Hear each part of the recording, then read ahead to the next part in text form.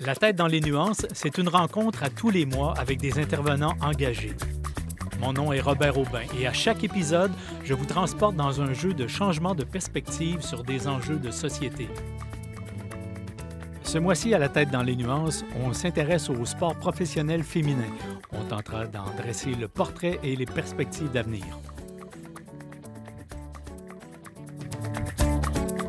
Madame, Monsieur, mon nom est Robert Aubin et c'est avec grand plaisir que je vous accueille à cette nouvelle table ronde signée La tête dans les nuances. Il n'est pas si loin le temps où le tennis féminin était pratiquement le seul sport féminin où le spectacle était couru et les bourses en croissance. Mais depuis, il y a la Victoire de Montréal au hockey, les Roses au soccer qui voient aussi croître le nombre de leurs fans. Les salaires, on s'en reparle. Le succès devrait aussi être au rendez-vous dans la ville reine, à Toronto, qui va faire son entrée dans le monde du basketball féminin professionnel avec le Tempo de Toronto en mai prochain. Qui plus est, l'été à venir devrait également nous donner à voir la naissance de la première ligue de baseball féminin professionnelle comportant 6 équipes américaines. Nul doute que le Canada saura tirer son épingle du jeu si jamais l'invitation leur est faite. Mais quant à la valorisation économique du sport professionnel féminin, elle connaît une croissance rapide.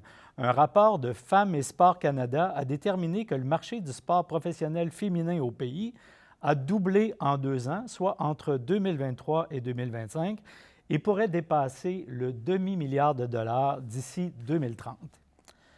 Avec le support de chaînes de télé diffusant à des heures de grande écoute, cet écosystème pourrait croître encore plus rapidement et servir de bougie d'allumage aux différentes associations, académies ou regroupements qui ont pour mandat la promotion du sport féminin et la formation d'une relève de qualité. Pour faire le portrait de la situation et discuter des défis qui restent à relever pour qu'un jour le sport professionnel féminin trouve sa place, trouve son public, ses appuis financiers permettant aux femmes de vivre dignement de leur sport, j'ai le plaisir de recevoir Mme Patricia Landry, qui a en poche une maîtrise en sciences de l'activité physique de l'Université d'Ottawa et diplômée en psychologie de l'Université du Québec à Trois-Rivières. On la retrouve directrice du haut niveau féminin chez Baseball Québec, coordonnatrice et entraîneur chez Baseball Québec, entraîneur active pour l'équipe nationale de Grande-Bretagne. Et oui, on se les fait voler. Amicalement, dois-je dire. Madame Landry, merci d'être avec nous. Je reçois également avec plaisir Mme Stéphanie Poirier. Vous la connaissez peut-être parce qu'elle est directrice hockey féminin et développement chez Hockey Québec. Vous l'avez certainement vu sur votre petit écran à titre d'analyste hockey chez les réseaux de Radio-Canada et de RDS. Elle fut également entraîneuse adjointe chez les Carabins de l'Université de Montréal et elle empoche un baccalauréat en activité physique profil kinésiologie de l'Université du Québec à Montréal et sur le point d'obtenir une maîtrise en sciences de l'éducation de l'Université de Montréal. Bienvenue, merci d'être avec nous. Merci. Et pour compléter ce trio, j'ai aussi le plaisir d'accueillir Mme Marie-Laurence Ouellette, qui est dotée d'un double bac en mathématiques et en enseignement secondaire. Vous la retrouvez entraîneuse adjointe pour l'équipe féminine de soccer Les Patriotes, qu'on encourage évidemment, soyons un peu chauvins. Et elle est également enseignante de mathématiques, j'imagine, et peut-être d'autres matières reliées au sport. On le découvrira plus tard à l'Académie des Estacades. Mesdames, merci d'avoir accepté notre invitation. C'est un plaisir de vous accueillir sur ce plateau pour parler de sport féminin, parce qu'il y a de multiples questions qui se posent. On n'aura pas le temps de toutes les aborder, mais faisons un petit tour du proprio, peut-être dans vos champs d'expertise respectifs. Je dirais, quelle est l'avancée qui vous met le sourire aux lèvres en disant « Oui, on ne fait pas juste travailler, on avance », et quel serait le plus grand défi à court ou à moyen terme à relever? Qui veut casser la glace ou lancer la balle? Oui, bien, j'attrape la balle, je peux me lancer. Bien, à Baseball Québec, on est très fiers au niveau du membership, là, au niveau féminin encore en date d'aujourd'hui, puis les inscriptions ne sont pas terminées. On a une hausse, on est rendu à 6200 quelques filles qui sont inscrites et c'est une augmentation énorme là, depuis les dernières années. Si on regarde au Canada, bien, c'est peut-être l'ensemble des autres provinces qui cumulent 6000 filles, même pas. Oh. Donc ça, c'est une grande avancée. la création de l'Académie de baseball Canada chez les filles et la création des ligues élites aussi au niveau féminin nous permettent de croire que la croissance va continuer dans les prochaines années. Et là, ça me pose la question parce que il fut longtemps où lorsqu'on parlait baseball, on parlait d'un sport d'été.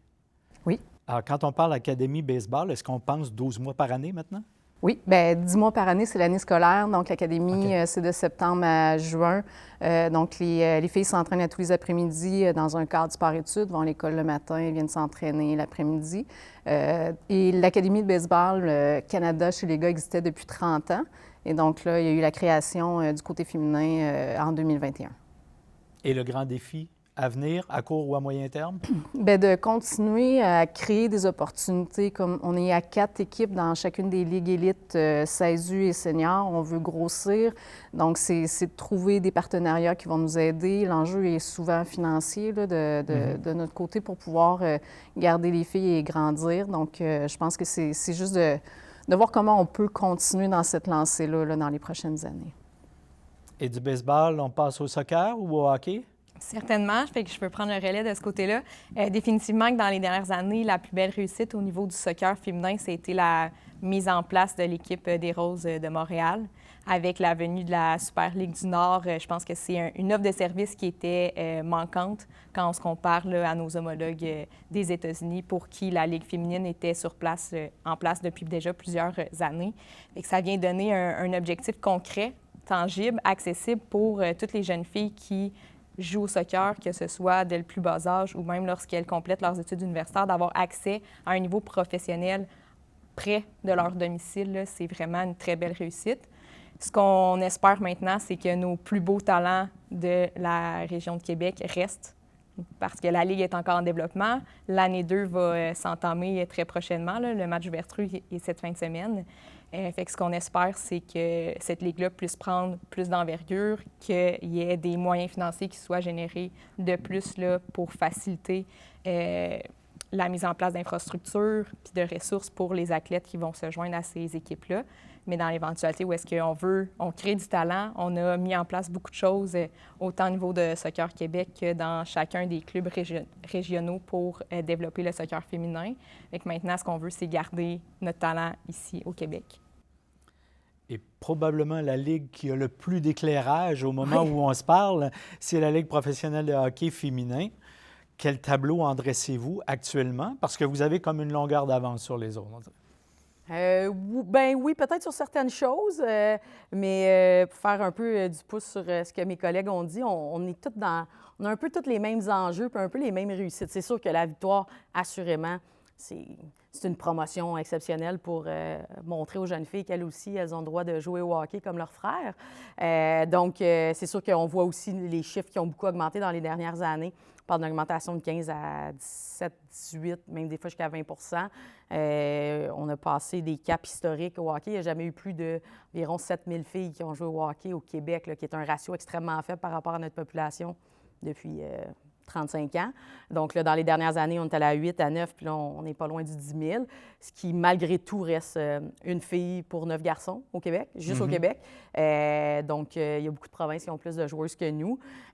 Donc, c'est sûr que ça, c'est le fun, l'augmentation, mais un des grands défis, c'est nos athlètes un peu plus élites, les garder au Canada. Il y a très peu de promotion qui est faite au niveau de notre organisme national pour les garder ici et non les envoyer à nos... Mais vous avez toutes les trois nos homologues touché américains. À la rétention. Oui. C'est quoi le problème de la rétention? Est-ce que c'est en termes d'offres salariales qui viennent d'autres pays? Parce qu'on dit, vous nous disiez qu'en baseball, c'est le Québec qui produit le plus de talents à travers le Canada, toute province. Et puis, on ne les garde pas. Ça veut dire qu'ils sont récupérés par d'autres ligues? Nous, c'est différent là, parce qu'ils n'ont pas accès à d'autres programmes à l'extérieur du Canada ni du Québec. Donc, on les garde, mais ils n'ont pas d'opportunité. Donc, après l'Académie... Le plus haut niveau, c'est de faire l'équipe nationale. Exact, Canada. Nationale. Maintenant, avec la Ligue professionnelle qui est aux États-Unis, bien, c'est une autre opportunité, mais sinon, c'est très limité. Mais est-ce qu'il y a une place pour une équipe canadienne dans cette Ligue américaine? Ou bien ça veut dire encore là qu'on exporte nos talents puis on dit allez gagner des matchs aux États-Unis? Bien, assurément que nous, on aimerait avoir une équipe ici, canadienne, québécoise peut-être, mais la Ligue professionnelle n'est pas rendue là. Donc, c'est à sa première année et toutes les équipes vont jouer dans la même ville. Donc, il n'y a pas de déplacement. Donc, là, ce serait difficile d'avoir une équipe canadienne. On souhaite qu'éventuellement, on puisse avoir une équipe canadienne. Donc, c'est vraiment, cette année, je dirais, un projet, là. On va voir comment ça va se dérouler. Le financement vient d'où, on ne le sait pas non plus, au niveau de la Ligue professionnelle. Donc, c'est comme un test un peu, là. Un test qu'on regarde pour éventuellement s'y associer ou pour créer un miroir au Canada avec une Ligue canadienne qui comporterait plusieurs équipes? Bien, on a une Ligue ici au Québec, puis, tu sais, elle est professionnelle dans le sens que ce sont les meilleures joueuses qui jouent. Puis, on a des filles de l'extérieur du Québec qui viennent jouer ici. Donc, dans les dernières années, on avait une dizaine de joueuses de l'extérieur du Québec qui venaient jouer tout l'été ici. On avait 2 Australiennes l'année dernière, des filles du Manitoba, Saskatchewan, Colombie-Britannique, Alberta, parce qu'il n'y a pas d'autres ligues féminines ailleurs au Canada. Donc, elles venaient jouer ici. Et c'est ces filles-là qui sont dans la Ligue professionnelle. Donc, notre Ligue, c'est professionnel dans le sens, un peu comme au hockey il y avait avant. Oui, exact. C'est les mêmes filles. C'est ça, exact. C'est les mêmes Quand joueuses. vous dites à l'époque, vous faites référence à quoi pour ceux qui nous Bien, suivent avant pas, la Ligue, comme moi? avant la LPHF, actuellement, la Victoire, il y avait les Canadiennes de Montréal, il y a eu une saison La Force, donc c'était des équipes professionnelles. Donc, les joueuses des équipes nationales, exemple à l'époque, là, Caroline Ouellette, Kim Saint-Pierre, là, que ça remonte un peu, que les gens peuvent peut-être connaître, mais les joueuses recevaient, je ne sais pas, là, quelques milliers de dollars pour une année et devaient travailler à temps plein et pratiquer le soir, alors que là, maintenant, disons, par rapport au hockey, c'est sûr que là, ils sont dans un contexte 100 de professionnalisation, là. Donc, un salaire à temps plein pour être des athlètes à temps plein, ainsi que le personnel d'entraîneur. Donc, c'est sûr que ça, oui, c'est une avancée par rapport à ce qui se fait au baseball actuellement, mais c'est sûr qu'il reste, c'est ça. Il y a beaucoup d'étapes à faire. Dans notre cas, c'est qu'on les perd rendus au niveau universitaire beaucoup, là, nos meilleures joueuses. Et dans le domaine du soccer, il y a maintenant les Roses, mais est-ce que les Roses sont suffisamment, je dirais, grandes pour absorber l'ensemble des produits de talent que les ligues de soccer produisent? Ou bien non, pour quiconque veut faire carrière, il y aura les Roses ou autre chose parce que le débouché n'est pas suffisant? Bien, c'est certain qu'à l'heure actuelle, comme je le mentionnais auparavant, les Roses sont à leur année 2. Il y a des ligues qui sont établies depuis plusieurs années, qui sont reconnues pour, la qualité de leur encadrement, la qualité des infrastructures, pour toutes les conditions aussi pour la joueuse qui décide de s'engager avec eux, que ce soit en sol européen ou si on parle de la Ligue des États-Unis. Fait que les joueuses actuellement, je te dirais, ont peut-être une certaine crainte à s'engager envers les équipes de la Super Ligue du Nord parce que, oui, elle a vu le jour. Pour combien de temps? De quelle façon? Est-ce que les personnes qui ont investi dans ces équipes-là vont perdurer dans le temps? Fait qu'il y a quand même certaines incertitudes par rapport à la viabilité de la Ligue. On a un réseau de ces équipes, ça a bien fonctionné. Il y a beaucoup de partisans qui se sont déplacés, on a reçu vraiment un apport positif globalement au Québec et au Canada de la venue de cette Ligue-là. Mais pour une joueuse, ça reste quand même un marché incertain vis-à-vis des ligues qui sont établies depuis 10, 12, 15 ans. J'aimerais poursuivre avec vous parce que à chaque fois qu'il y a des Jeux olympiques, là, on voit une recrudescence des inscriptions dans les sports qui ont marqué ou qui ont retenu l'attention. Et nul doute que les équipes professionnelles de sport féminin ont aussi cette source d'émulation pour les jeunes filles. Mais vous enseignez dans une école secondaire qui comporte des programmes sport-études. Vous le voyez, cet engouement-là qui serait créé par les sports professionnels féminins? Est-ce que je peux concrètement vous donner des statistiques sur le sujet? Loin de là, je me suis informée un petit peu là, en début de semaine auprès de notre responsable du programme Sport-études qui me disait qu'actuellement, on est vraiment dans un ratio 40-60. Fait que 40 des filles qui sont inscrites en sport-études versus 60 chez les garçons. Si je compare Et ça, sans mettre des chiffres, est-ce que c'est une augmentation à l'Académie des Estacades? Oui, bien, ce que j'allais vous dire, c'est que si je compare, par exemple, parce que je suis graduée du programme sport-études de soccer de l'Académie des Estacades il y a déjà plusieurs années, à l'époque, on peinait à avoir un groupe purement féminin, c'est-à-dire que secondaire 1, 2, 3, je me suis entraînée avec les garçons parce qu'on n'était pas suffisamment nombreuses pour avoir un groupe de travail intéressant. Et je compare avec actuellement ce qu'on vit dans le même programme, c'est-à-dire soccer. On a 2 voire 3 groupes même complets là, de jeunes filles qui s'entraînent quotidiennement ensemble, qui se développent et qui ont énormément de succès au travers de leurs ligues respectives. Fait que ça, c'est super positif, là. Mon expérience au niveau secondaire, ça date de peut-être une quinzaine d'années. Fait que dans les 15 dernières années, de passer à on n'a pas un groupe complet quand on parle de niveau secondaire 1 à secondaire 5, à maintenant, on est capable d'en produire 3 purement féminins d'une vingtaine de joueuses. Personnellement, je trouve que c'est ce qui est le plus tangible, d'être capable d'affronter d'autres établissements scolaires dans des matchs de format 11 contre 11. À l'époque, on avait la difficulté à jouer en 7 contre 7. Fait que pour la réalité régionale, c'est extraordinaire.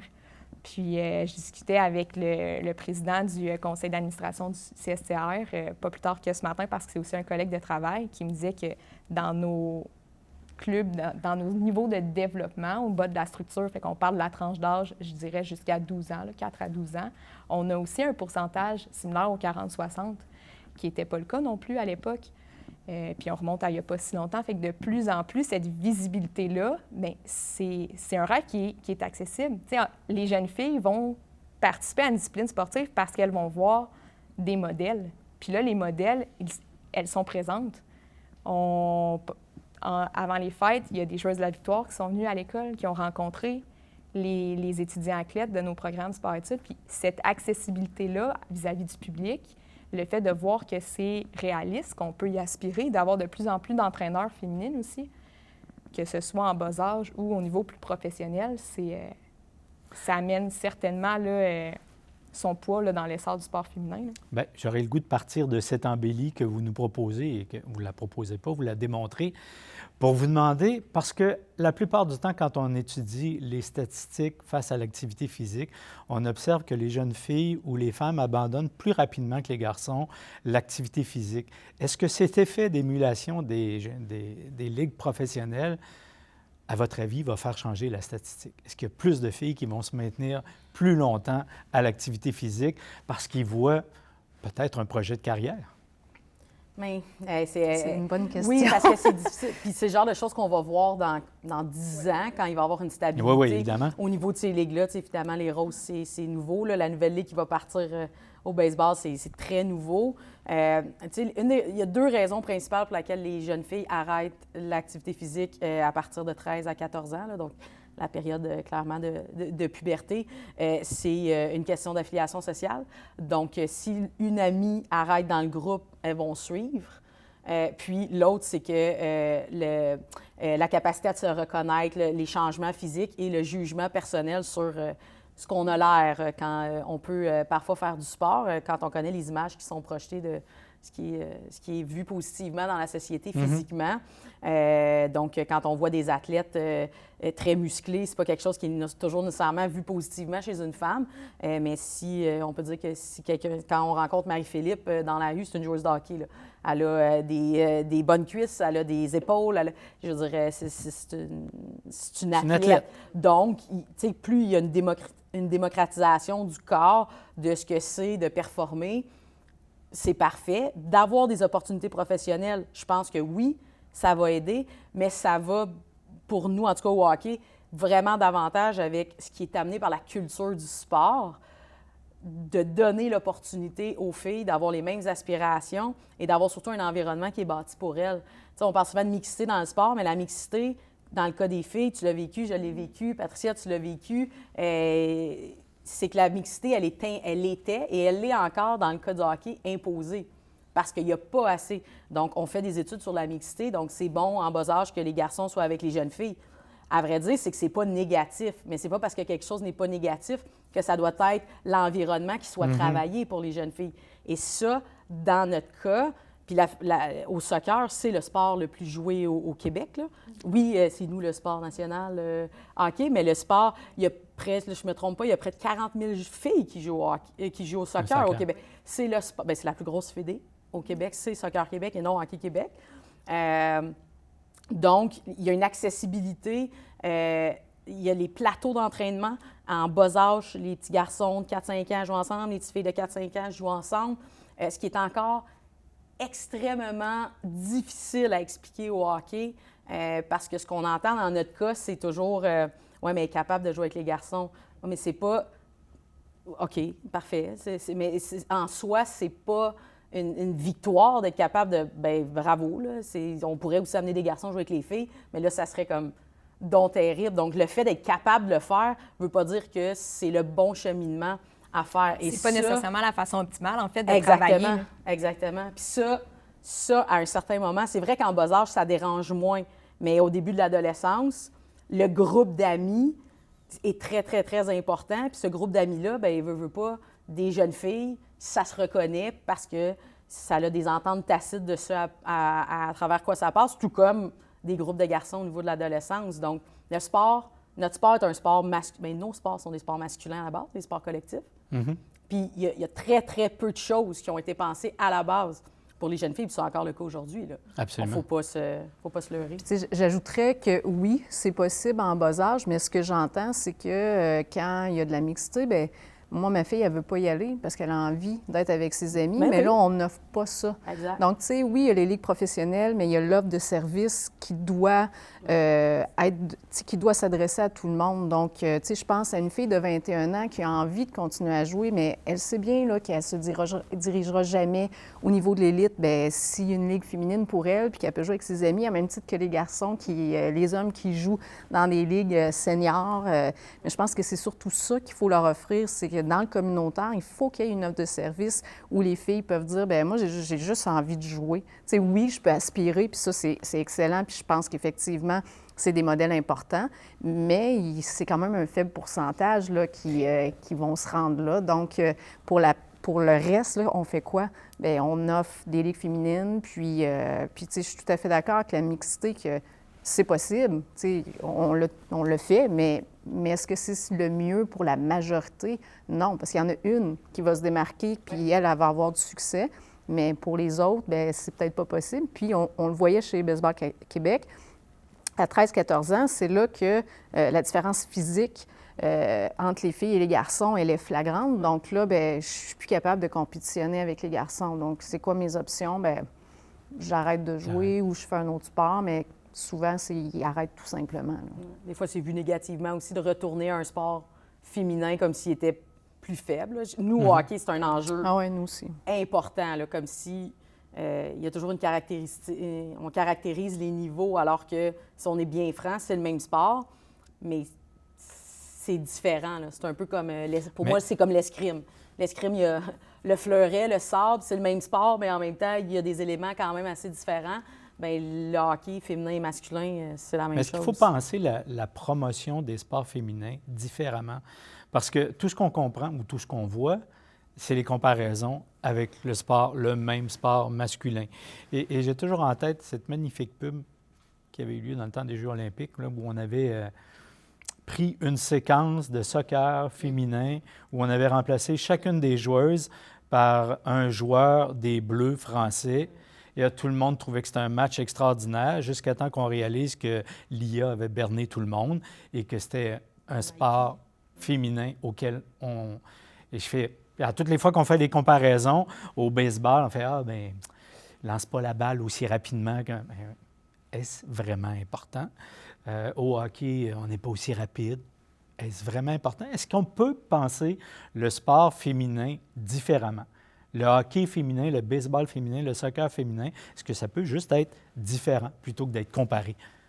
Oui. Allez-y. Bien, je vais m'engasser un peu sur peut-être un sujet glissant, mais allons-y, on est là pour ça.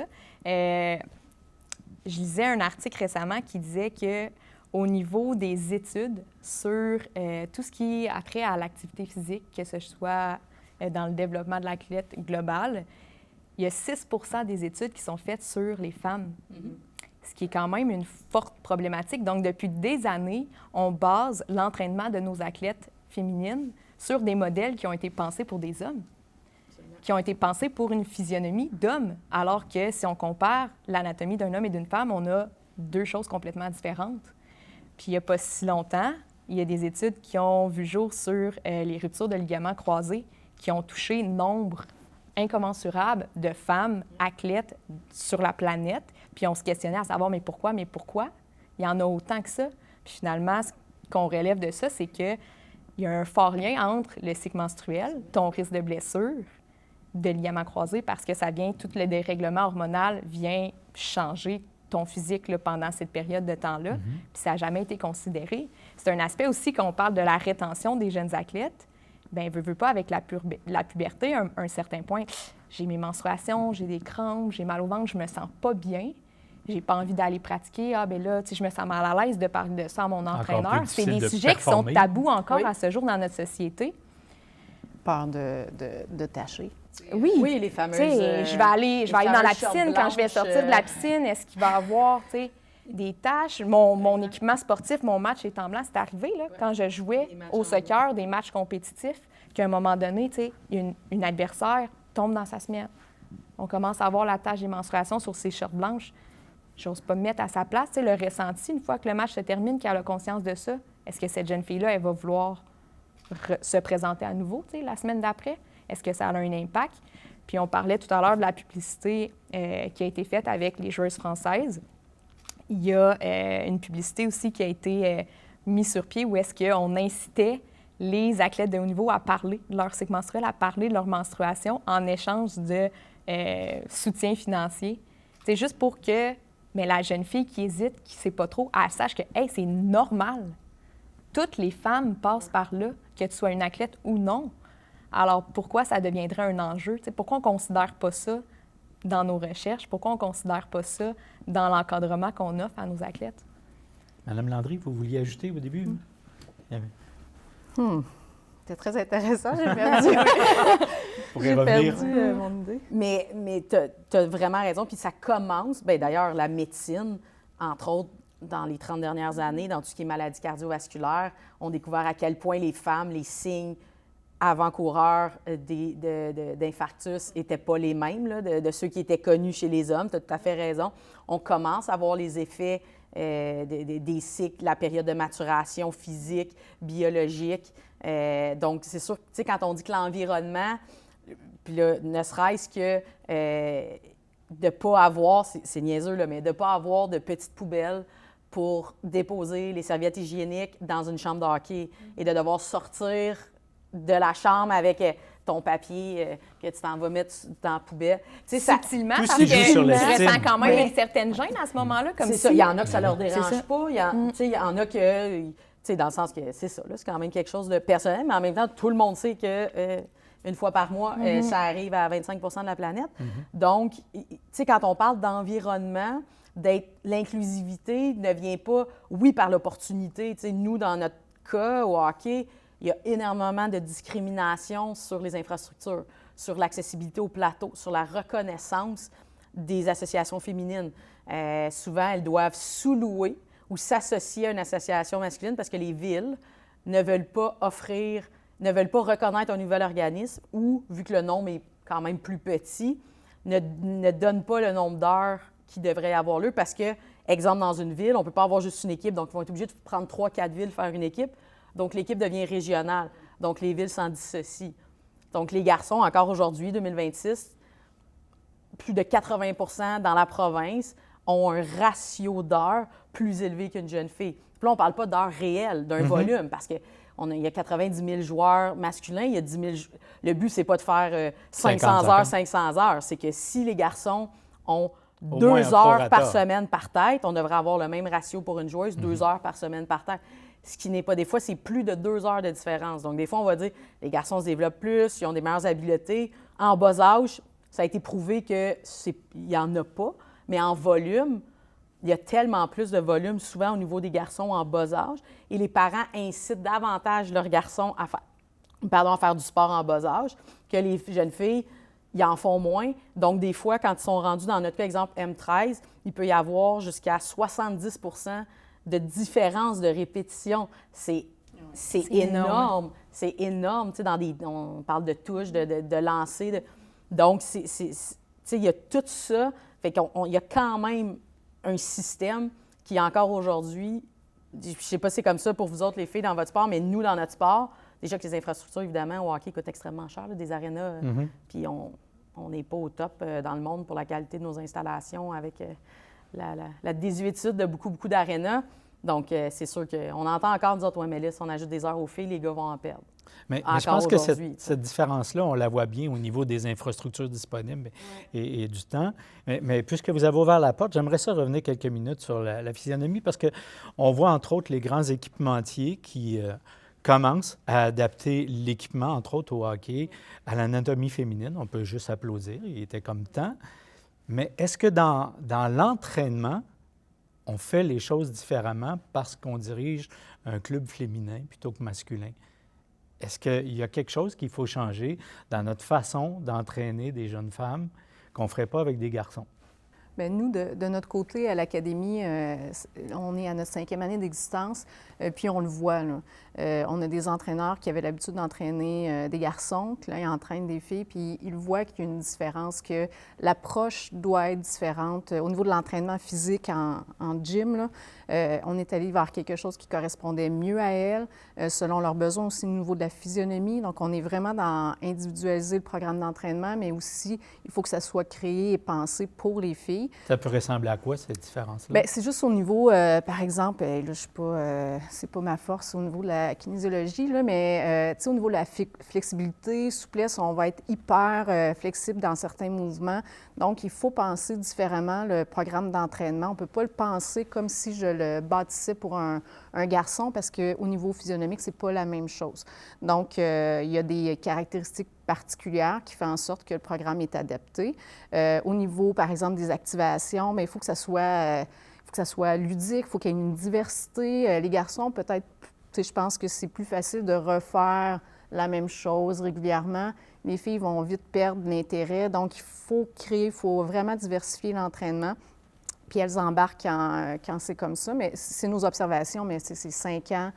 C'est pas, on n'est pas à plusieurs années, mais on voit bien là, qu'on doit modifier certaines choses. Parce que je me disais, dans à peu près tous les sports masculins, là, il y a une insistance sur la musculation, là, parce que ça permet peut-être de mieux prendre un échec dans une bande, lancer une balle plus rapidement, être plus fort, peu importe.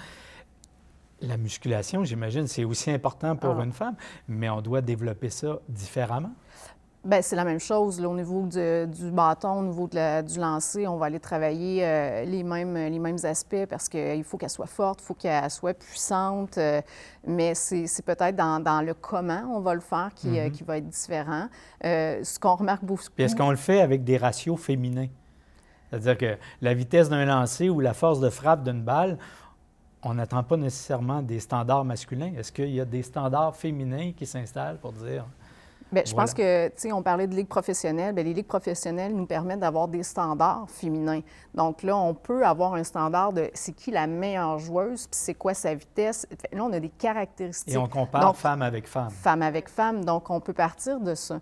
Et dans les sports-études, par exemple, on me demande, moi, mais pourquoi ça prendrait un sport-études féminin au baseball? La fille est capable de jouer avec les gars. Oui, mais là, elle se compare comment, elle, à 14 ans?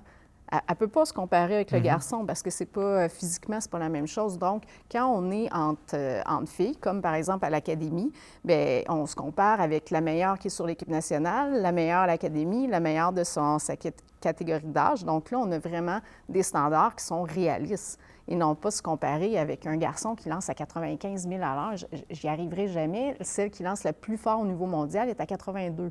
Hein? Donc, c'est important. Bravo à elle, oui. C'est la top.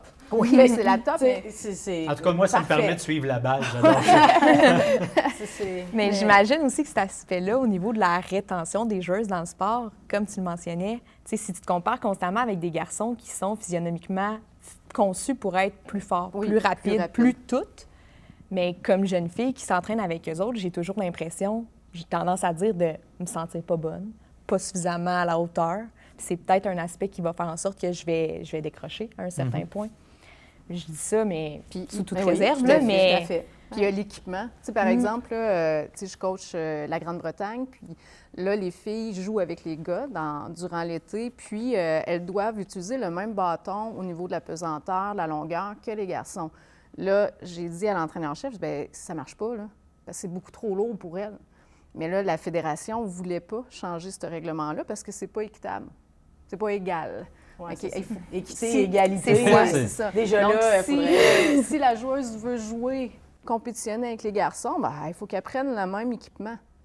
Oui, mais elle n'a pas la même force que le garçon. Donc, si on veut être équitable puis qu'elle peut compétitionner avec les garçons, bien, il faut lui donner l'équipement qui va lui permettre de compétitionner avec les garçons. Donc, tu sais, Les bâtons au hockey, c'est la même chose. À l'époque, il y avait des bâtons juniors, des bâtons seniors. Maintenant, il y a ce qu'on appelle l'intermédiaire, qui est principalement celui qui est utilisé par les femmes à partir de l'adolescence, que les jeunes garçons aussi utilisent dans un bon moment avant d'être capables d'aller vers le bâton, là, la même grosseur qu'un Sidney Crosby, qui a 110 de flex. Là, les gens, un bâton doit plier au hockey pour avoir un bon tir, mais on le sait génétiquement, les femmes, c'est 40 à 60 de moins de force qu'un homme.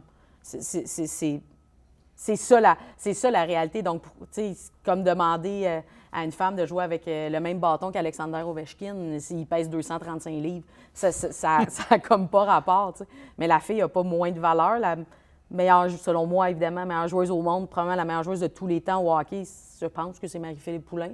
Dans des on le pense tous, on est d'accord. Dans des places à Hayley Wickenheiser ou même Hilary Knight, je pense qu'assurément, c'est Marie-Philippe. Mais Marie-Philippe, elle ne joue pas avec le même bâton que Sidney Crosby, là. Fait que, puis elle n'en a pas besoin, puis elle n'a pas besoin de prouver qu'elle est meilleure ou de n'importe quel gars dans la NHL. C'est la meilleure joueuse au monde. Fait que, donc, comme on peut-tu juste arrêter de la comparaison et dire « Hey, c'est la meilleure joueuse au monde ». C'est comme si la valeur en 2026 d'une fille était encore en fonction de la valeur d'un garçon. Ça ne fait aucun sens. Aucun sens. Comme si nous, on comparait les garçons du fait que les garçons ne peuvent pas avoir d'enfants. Hein, ils ont moins de valeur qu'une femme. Je vais peut-être dans un... Mais c'est un niveau de base. Fait qu'à un moment donné, il faut... chacun a des enjeux, chacun a un plaisir, puis il faut juste les pousser à aller dans comment ils sont capables de performer, puis que ce soit juste pour le plaisir, dans le récréatif, parce que 90 des jeunes qui font notre sport, c'est juste pour le plaisir, puis on veut qu'ils restent actifs. On a des populations inactives, obèses, diabétiques, c'est tout ça. On a besoin de jeunes qui font du sport, puis ça vient avec la capacité aussi des parents d'accepter que on suit nos enfants où ils ont envie d'aller, puis on n'essaye pas de les projeter ailleurs dans ce qui devrait être. J'aimerais ça profiter de votre expertise d'entraîneur aussi, entraîneur, entraîneuse. On ne fera pas le débat sur cette question-là. On va laisser ça à l'OQLF, qui n'a pas encore tranché, je pense. Mais certains d'entre vous avaient entraîné à la fois des équipes de garçons, des équipes de filles. Est-ce que, lorsque vous arrivez devant une équipe de garçons ou d'une équipe de filles, il y a un petit changement, un petit déclic qui se fait dans votre tête en disant « OK, ici, j'entraîne de telle façon parce que c'est une équipe de garçons ou parce que c'est une équipe de filles. » Tu sais, j'aurais tendance à dire, puis j'ai pas entraîné des garçons, j'ai entraîné que des filles au basket puis au baseball. Mais j'aurais tendance de dire, c'est qui le groupe que j'ai en avant de moi, peu importe le genre, c'est qui l'individu, parce que il y a assurément des filles qui vont peut-être, je sais pas, n'aura pas besoin de comprendre tout. T'sais, la caractéristique principale, je ne sais pas si vous êtes d'accord, mais pour nous, on l'observe, c'est qu'ils ont besoin de comprendre pour adhérer. T'sais, ils ne vont pas juste faire. C'est pourquoi tu me demandes de faire ça. Si je ne le comprends pas, j'adhère pas. Fait que je ne le ferai pas, ou je vais le faire, mais avec moins d'intérêt, moins de conviction. Donc, tu sais, c'est une caractéristique, mais probablement qu'il y a des garçons qui sont comme ça aussi, puis que, tu sais, c'est qui les individus que j'ai en avant de moi, puis comme entraîneur, c'est de m'adapter aux individus et non pas est-ce que c'est un garçon ou une fille, mais qui sont les individus en avant de moi. Je ne sais pas si... Oui, pour avoir, dans mon cas, coaché, oui, masculin et féminin. Puis, c'est une question d'âge aussi. Là. Oui. Quand tu coaches des jeunes garçons de 13, 14, 15 ans, puis après ça, tu coaches des filles de 20 ans, juste de par les niveaux d'expérience, les niveaux de maturité, le type d'échange, évidemment, le niveau de langage, il va s'adapter. Tout comme si on coach des enfants de 6 ans, on ne parlera pas de la même manière que si on coach des jeunes adultes. Fait il y a beaucoup plus d'ajustements, exemple, au niveau, du groupe, mais il y a des caractéristiques, qui reviennent davantage chez les filles. C'est sûr que les filles vont réagir plus fort en général si un entraîneur ou une entraîneuse lève le ton très fort ou, je veux dire, perd patience. Il y a davantage de réactions, souvent émotives au niveau féminin. Les garçons vont avoir des réactions un peu différentes. Donc, il y a ces différences-là, on va dire, générales. Il y a toujours des exceptions ou du monde qui fit moins dans, on va dire, les standards standards sociétals. Mais c'est sûr, puis tu sais, souvent, tu disais les coachs, tu sais, vous autres à l'ABC, c'est les coachs qui coachaient du masculin. Bien, une des choses, en général, pour hockey, c'est la même chose. En général, les gars qui viennent coacher du féminin, presque à l'unanimité, adorent ça. Parce que les filles, à la base, c'est comme à l'école, vont écouter davantage. Ils bougent un peu moins d'inattention, vont poser des questions, fait qu'ils sont engagés dans la conversation.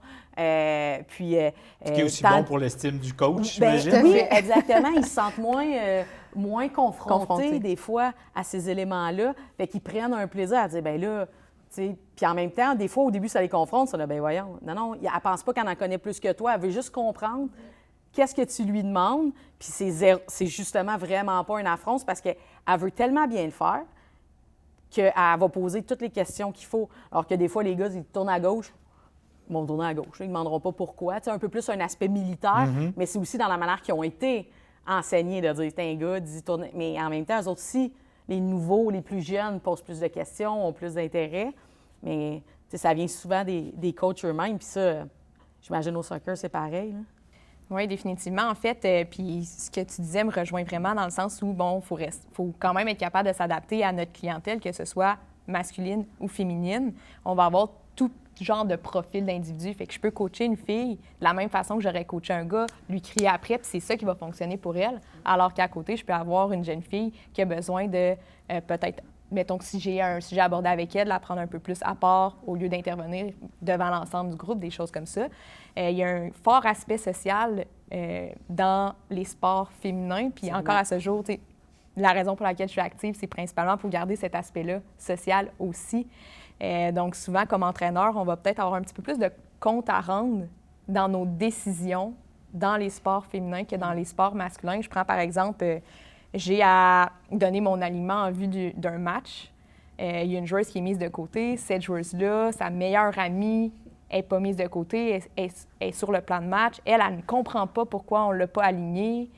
Fait que, elle va-tu bouder l'entraîneur? Ou, il y a différentes façons de réagir. J'ai l'impression que dans le sport féminin, il y a un côté aussi de transparence que l'entraîneur doit avoir un petit peu plus, puis de discussion, de prendre le temps, autant au niveau de pourquoi on fait ça en entraînement que de pourquoi on a décidé de faire tel plan de match, pourquoi on a décidé d'aligner telle joueuse, pourquoi on est positionné comme ça à l'approche de tel adversaire. Fait qu'il y a cet aspect-là que j'ai l'impression, puis encore là, n'ayant pas coaché du côté masculin de haut niveau ou quoi que ce soit, je parle vraiment en termes de perception de mon côté, mais je crois qu'on a plus d'informations à livrer aux femmes pour qu'elles adhèrent à notre message que du côté des hommes. Là-dessus, vous faites l'unanimité. Et la question qui me venait, particulièrement quand vous me parliez des coachs masculins qui entraînent des équipes féminines et qui semblent adorer l'expérience, j'ai pas de doute. Mais dans vos ligues respectives, où vous formez aussi des entraîneurs, des entraîneuses, est-ce qu'une femme qui s'intéresse à devenir entraîneuse a déjà l'idée qu'elle va se diriger vers l'entraînement d'équipes féminines, où le passage existe aussi de l'autre côté? En moins grand nombre, très certainement, mais est-ce que des femmes disent, moi, l'entraîner une équipe de gars, pas de problème? Bien, je pense qu'au niveau du baseball, il y a comme une mixité, là, parce que j'ai donné dernièrement des formations à des femmes qui désiraient devenir entraîneurs. Puis il y avait, je dirais, moitié-moitié, des femmes qui entraînaient des jeunes filles, puis des femmes qui étaient du côté masculin. Donc, il y a quand même une mixité. De notre côté, assurément qu'on encourage nos plus vieilles joueuses, nos joueuses à entraîner du côté féminin, parce que de un, il n'y a pas beaucoup de modèles. De deux, on a besoin de femmes qui coachent, puis on veut qu'elles aient dans les équipes féminines, mais elles peuvent très bien aller dans les équipes masculines. Mais le pourcentage est très faible en général de femmes qui coachent. Donc, puis en général, les coachs vont commencer avec leurs enfants. Tu sais, c'est du bénévolat. Ouais. On commence, puis notre enfant s'inscrit au baseball, au soccer, au hockey ou dans un autre sport. Donc, si on a un garçon, bien, on va aller vers le hockey masculin et vice-versa. On va suivre notre fille donc, après ça, on va continuer. Mais de convaincre les mamans de rentrer sur le terrain, dans votre cas, ou de nous autres d'embarquer sur la glace, c'est extrêmement difficile. C'est très, très, très difficile. Le pourcentage, dans notre cas, là, on parle Nous, on est à moins de 5 ou 6 on a déjà été en bas de 3 au hockey. Là. Puis ça reste le hockey, c'est quand même un sport qui a énormément de visibilité. Puis là, oui, avec la victoire, mais ça reste que le hockey olympique, les championnats du monde, c'est quand même un des sports les plus médiatisés, malgré tout, dans les 20 dernières années.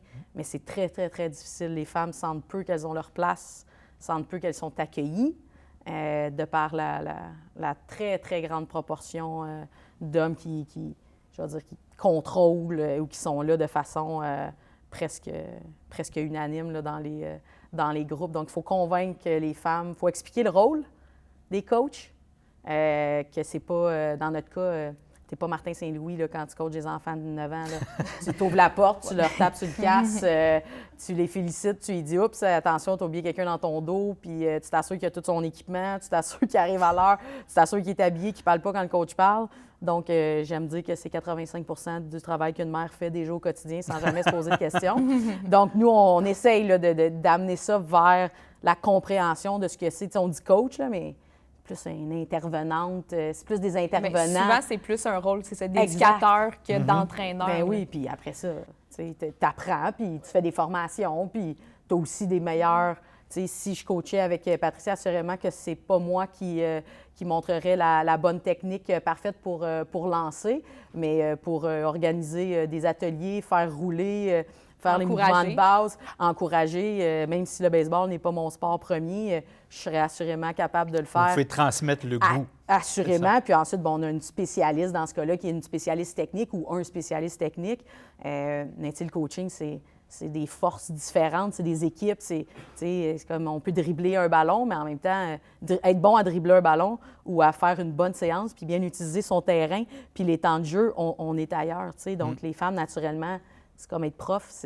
Il y a beaucoup de choses qui est déjà naturellement ce qu'elles font. Je pense juste qu'elles s'en rendent moins compte souvent. Et ce que j'entends, c'est que l'expertise existe, les références existent. Donc, il y a tout ce qu'il faut pour combler ce qu'on pourrait penser être une lacune au moment où on en a besoin. Hein. Absolument. Le temps file à une vitesse folle dans cette émission. J'ai encore 50 000 questions et pas de temps pour les poser. Alors, je vous offre une petite période plutôt rafale, sans vous imposer un temps sur la réponse, mais question d'essayer de traiter le plus grand nombre de sujets. Si je suis une femme qui a eu accès à un sport professionnel, au hockey, au soccer, hein, et puis que je regarde mon talon de paie, est-ce que je suis en train de... pas de me frustrer, mais d'être un peu déçu de la grosseur du montant, ou bien je suis content d'être arrivé au fait de pouvoir gagner ma vie avec mon sport, en disant, bien, les prochaines générations auront probablement davantage parce que ça va continuer de croître. J'imagine que Maurice Richard n'a pas gagné le même salaire que... que Connor McDavid, non, effectivement. Mais je pense qu'un n'empêche pas l'autre. On peut être content d'être arrivé, tu sais, je parle du hockey, là, qui, bon... On sait la WNBA là, signé une nouvelle entente collective avec les femmes vont gagner pour la première fois dans des chiffres très élevés. Je pense qu'il faut être content quand même du travail accompli puis du fait que maintenant, il y a des athlètes qui peuvent gagner leur vie, mais en même temps, c'est sûr que oui, il faut que ça augmente. Mais en même temps, il y a encore des sports professionnels, même du côté masculin, qui ont des salaires, des joueurs de la Ligue canadienne de football, là, qui ont des jobs en dehors de la saison de football. Fait que, tu sais, les 4-5 grands méga-sports, oui, mais en même temps, il faut quand même faire attention encore là à ces comparaisons-là. Il faut augmenter, là. Mais tu sais, dans le sens que la Ligue nationale au hockey a quand même 110, 115 ans d'existence. La LPHF a fini sa 3e année, là. Fait que tu sais, c'est sûr qu'il y a quand même un... Et clairement, il y a un après-carrière à réfléchir. Oui, exactement. Oui, mais comme tous les athlètes, hein? Tous les athlètes... Tu peux réfléchir plus longtemps quand tu as accumulé... C'est sûr, quand tu es millionnaire, ça aide, mais c'est ça. Il y a quelques années, il n'y avait même pas de talon de paie. Elles payaient leur propre bâton pour jouer il y a 4 ans. Donc, c'est sûr qu'en augmentation, c'est sûr que c'est une amélioration. Là. Au baseball, on peut en vivre un peu, pas encore? Non, pas du tout, en fait. La Ligue paie un montant par match aux filles, paie l'hébergement, un transport, mais c'est très, très peu peu. Là. C'est certain que les filles ne peuvent pas vivre de ça et c'est une saison de 8 semaines. Ouais. Juste comme ça. Si elles peuvent vivre de leur sport pendant 8 semaines, c'est génial. Mais non, on est vraiment, nous, à nos débuts. En considérant qu'elles ont 4 semaines de vacances dans l'autre autre travail, c'est ça? C'est ça. Puis, tu sais, au Québec, les filles payent pour jouer. Là, donc, on n'est pas du tout rendu à cet endroit-là. Mais, tu sais, je suis à la même place, là, contente. Mais il ne faut pas se contenter, il faut vouloir plus encore parce qu'elle mérite plus aussi. Mais je suis d'accord de dire aussi que l'histoire est différente. Tu sais, souvent, on compare les ligues professionnelles féminines, masculines, mais l'histoire est complètement différente. Là. On parle de quoi, 100 ans, 100 années, puis tu sais, c'est... Exact. Donc, mais oui, c'est contente. Il y a encore des iniquités, donc il faut continuer à avoir des discussions comme celle-ci, puis à en faire la promotion. Au soccer, mettons que j'ai la possibilité C'est pour les certain que roses. de- Si j'ai la possibilité pour les roses, ça veut dire que j'ai probablement la possibilité d'aller à l'extérieur aussi. Est-ce que ça Définitivement. devient un choix difficile? Là, de mon côté, je ne suis pas en mesure de me prononcer sur Pas les sur chiffres au l'échelle, niveau mais- salarial, mais tu sais, les joueuses des Roses actuellement sont capables de subvenir à leurs besoins puis de se concentrer concrètement sur leur rôle de joueuse sans avoir à avoir d'emploi à l'extérieur de ça. On est très heureux de ça. C'est une belle réussite, mais il y a encore beaucoup d'avancées à faire à ce niveau-là. Si on compare à nos homologues masculins, mais encore là, ça me rejoint le fait que tu sais, les ligues sont encore très, très jeunes. Ils ont leurs preuves à faire. Plus ça va avancer, j'ose espérer qu'on va être capable d'aller chercher un écart moins grand. Je ne voudrais pas nécessairement parler de bataille dans le sport, mais j'aimerais ça que vous me trouviez un autre mot que l'agressivité, qu'on qualifie souvent de positif chez les gars. Ah ouais, c'est un joueur agressif. Hein? Alors que je ne suis pas sûr que l'agressivité, c'est une qualité, mais comment on détermine cette vigueur chez les femmes? Quel mot on emploie ou quel mot on devrait employer? Bien, c'est ça. Intensité. Oui, mais en tout cas, au hockey, on utilise les mêmes termes. Là. C'est OK. juste que des fois, ils vont être dégagés différemment, mais tu sais, on a un sport qui est physique. Donc, oui, on va parler d'agressivité, d'intensité, tu sais, d'éthique de D'engagement. travail, d'engagement. Mais en tout cas, dans mon cas, j'ai toujours utilisé le même type de terme, que ce soit masculin ou féminin. Là. Puis ça se vit de la même façon chez une athlète? Ben, Au moi, je niveau pourrais des dire, c'est quoi le émotions, débat de ben, l'intensité? Tu sais, c'est quoi être intense? Déjà là, juste Au ça. baseball. Très subjectif. Tu sais, Exactement. intensité au baseball versus le intensité. soccer. Ce ne sera pas perçu, Exact. puis ce ne sera pas C'est tu sais, ça. tangible de la même façon. Il y a, si je ne me trompe pas, c'est Nike qui ont fait une annonce vraiment extraordinaire parce que j'ai l'impression que la perception de la société aussi vis-à-vis d'une joueuse au hockey qui va se battre, tu sais, la joueuse au soccer qui va tacler, mais tu sais, solidement son adversaire, souvent, ce qu'on va percevoir, c'est « Mon Dieu, elle est bien folle » ou genre « Hey, elle s'en va se battre, qu'est-ce qu'elle fait là? » tu sais. Ou si, tu sais, on s'en prend parce que, bien, je veux pas, si on est encore là aujourd'hui, c'est parce qu'on a à cœur d'avoir des résultats puis qu'on est engagé dans notre sport. Puis à la fin de la publicité, ça faisait le parallèle avec, tu sais, en fait, c'est Dream Crazier qui disait, tu sais, c'est pas mal perçu, c'est positif au contraire, mais on dirait que parce que c'est des femmes qui ont ces comportements-là, c'est pas normal. L'acceptation, Mais c'est on revient, tu sais, c'est dans le sport, mais c'est dans le leadership féminin, dans les entreprises. Tu sais, une femme qui va lever le ton en rencontre dans une organisation, bien, oups, ça va pas, là. Mais un homme aurait le même comportement que ça, ce serait un homme qui prend sa place. Puis, donc, tu sais, je pense qu'il y a quand même cette perception-là, non seulement dans le sport, mais dans tout ce qui est leadership féminin. Puis étonnamment, je serais curieuse de connaître, tu sais, au niveau des statistiques, combien de femmes qui sont à la tête d'entreprise ou dans des rôles importants de dirigeantes ont un parcours d'athlète. Parce que j'ai l'impression qu'il y aurait une forte corrélation, C'est- moi, entre ouais, il y a des ces statistiques. deux aspects-là. Ouais. là. La dernière statistique, je pense que c'est 93 au Canada. Là. Je pense que la statistique était canadienne, mais c'est quelque chose comme ça. On fait un sport, on fait du sport dans haut, leur ouais. vie là, à un certain niveau. Là. Fait Donc, qu'il y a quand même quelque chose de beau c'est au travers énorme, de ça. là. Là. Oui. Ça veut dire que le sport est formateur puis te permet de développer du leadership, de la prise d'initiative, tu sais, puis d'être capable de diriger une équipe probablement importante là, selon le poste de l'individu. là. Ouais, c'est une confiance aussi. Oui, On a remarqué le effectivement. niveau de confiance et de capacité à s'exprimer chez les femmes qui ont fait du sport et en général beaucoup plus élevé parce qu'à un certain moment, tu passes ta vie. Dans notre cas, c'est des sports collectifs en plus, Ouais. là, donc qui sont à la base Faut à que tu réussisses connotation à extrêmement te masculine. démarquer au travers de tout ça. là. Absolument. J'aimerais vous amener sur, puis je ne sais même pas comment en parler, j'espère que vous allez me trouver la twist, sur la question de la diversité dans le sport. Moi, je suis un jeune homme blanc, né au Québec en 1960, qui a chaussé les patins rapidement, avec plus ou moins de succès. Ça, c'est une autre histoire.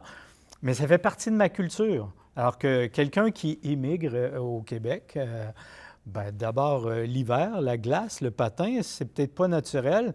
Quand j'étais jeune, le soccer, ça existait à peu près pas. Maintenant, c'est le sport le plus répandu l'été.